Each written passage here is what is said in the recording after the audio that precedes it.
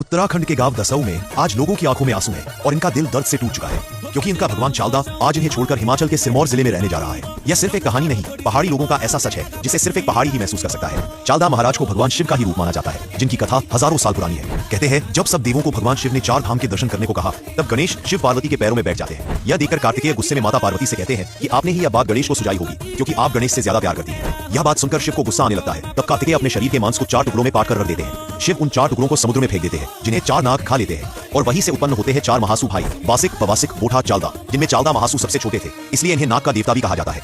महासु भाई कश्मीर में बस जाते हैं। एक बार हुणा भट्ट नाम का ब्राह्मण टोन्स नदी के किनारे से चलकर महासु भाइयों से मिलने पहुंच जाता है। ब्राह्मण रोते हुए कहता है कि किरमिक नाम के राक्षस ने पूरे गांव को परेशान कर रखा है। उसकी मदद करने के लिए महासु भाई उन्हें उत्तराखंड के हनोल में हल चलाने को कहते हैं। ब्राह्मण वापस आकर हल चलाता है, जिससे 4 महासु भाई प्रकट होते हैं। महासु भाई किरमिक राक्षस का वध करते हैं और वहीं बस जाते हैं। वहां रहकर वे लोगों का कल्याण करते और लोगों को जोड़कर रखते, इसलिए इन्हें न्याय का देवता भी कहा गया। अब जमीन बंटवारे का समय आता है। 3 बड़े भाइयों को उनके हिस्से की जमीन दे दी जाती है, मगर चालदा के हिस्से कोई जमीन ही नहीं बचती। तब चालदा हमेशा प्रवास में रहने का प्रण लेते हैं, इसलिए इन्हें छत्रधारी और चालदा यानी चलते रहने वाला कहा जाता है। चालदा हर 1-5 साल में जौनसार बाबर हिमाचल के सिरमौर और शिमला क्षेत्र में अपना स्थान बदल लेते हैं और इसका फैसला करता है देव चिन्ह माना जाने वाला बकरा, जिसे खांडुआ कहते हैं। मान्यता है कि जब बकरा किसी क्षेत्र में पहुंचता है तो कुछ सालों में वहां चालदा महाराज भी पहुंच जाते हैं। यही खांडुआ 5 साल पहले सिरमौर के गिरिपाट क्षेत्र के पश्चिमी गांव पहुंचा था और अब 14 दिसंबर वहीं चालदा महाराज विराजमान होने जा रहे हैं।